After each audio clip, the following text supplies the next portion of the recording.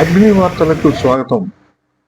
పశ్చిమ గోదావరి జిల్లా తాడేపల్లిగూడెం నియోజకవర్గ ఇన్ఛార్జి వడ్డీ రఘురామ్ నాయుడు ఆధ్వర్యంలో మెగా డిఎస్సి అవకతవకలపై రిలే నిరాహార దీక్షను గురువారం నిర్వహించారు.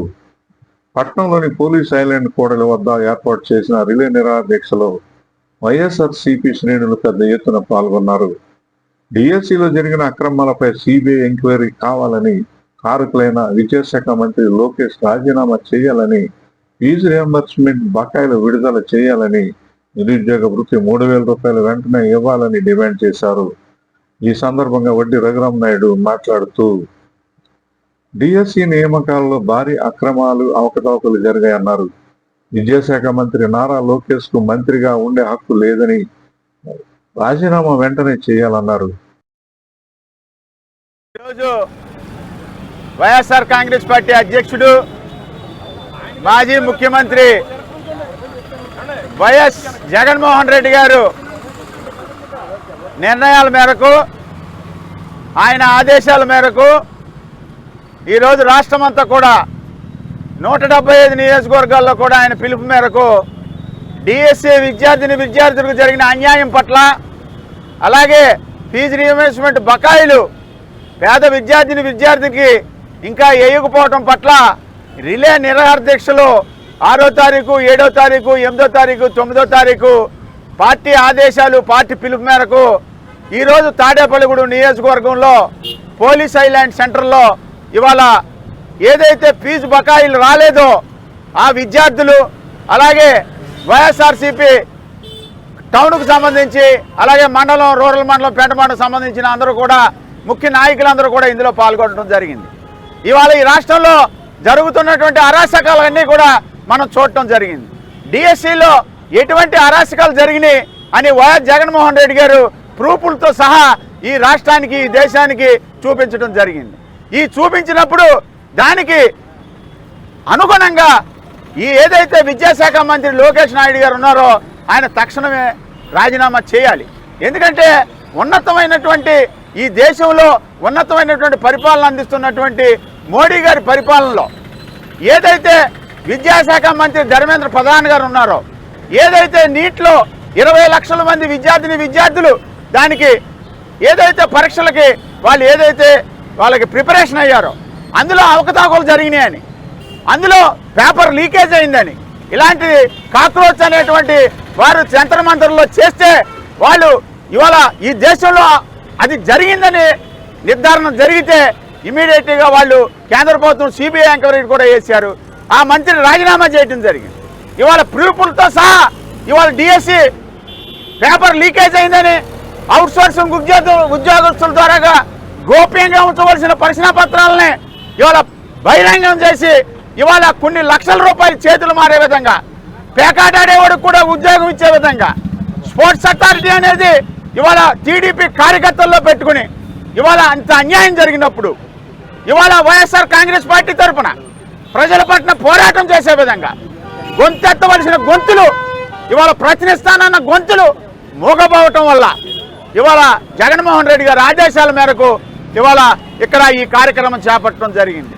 అలాగే ఈ రాష్ట్రంలో ఉన్నటువంటి విద్యార్థులకు సంవత్సరానికి 4 లక్షల ఉద్యోగాల ద్వారాగా 5 సంవత్సరాల్లో 20 లక్షల ఉద్యోగాలు ఇస్తానని మీ మేనిఫెస్టో బాండుగా భావించి, భగవద్గీతగా భావించి, ఖురాన్గా భావించి, బైబిల్గా భావించి మేము చెప్తున్నామని బాండ్ మీద కూడా సంతకాలు పెట్టి మీరు ఇస్తే ఇవాళ 2.5 సంవత్సరాలు గడుస్తుంటే మీరు ఎన్ని లక్షల ఉద్యోగాలు ఇచ్చారో ఈ రాష్ట్రంలో ఉన్నటువంటి ప్రతి విద్యార్థికి తెలియవలసిన అవసరం ఉంది.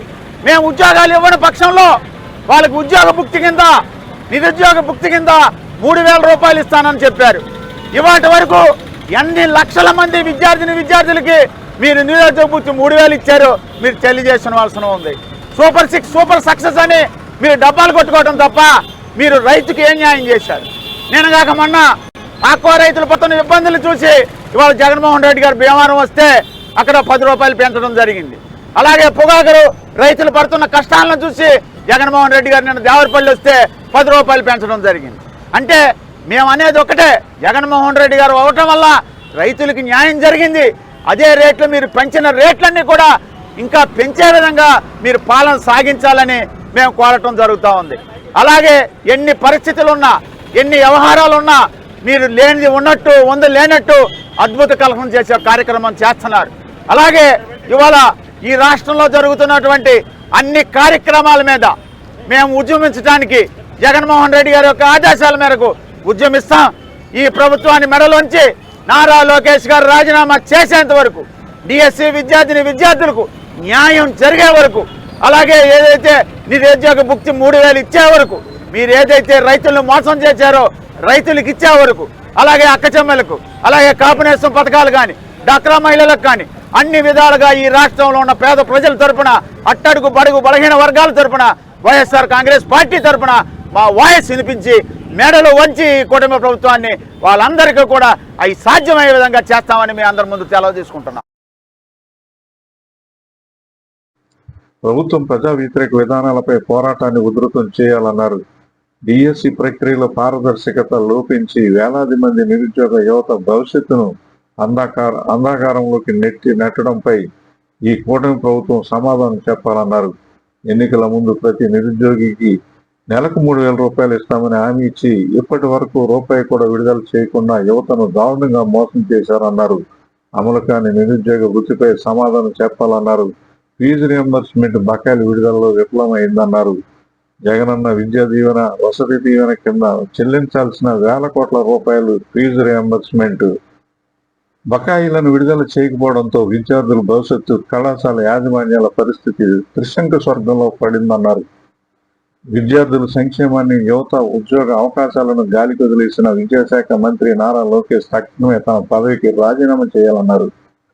కూటమి ప్రభుత్వం అధికారంలోకి రాకముందు సూపర్ 6 పేరుతో నిరుద్యోగ భృతి, ఆడబిడ్డ నిధి 1500, బీసీలకు 50 ఏళ్లకి పింఛన్ వంటి అనేక హామీలు ఇచ్చి అధికారంలోకి వచ్చిన తర్వాత వాటిని పూర్తిగా విస్మరించిందన్నారు.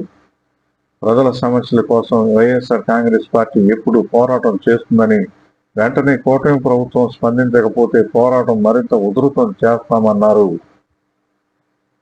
అగ్ని న్యూస్ తాడేపల్లిగూడెం.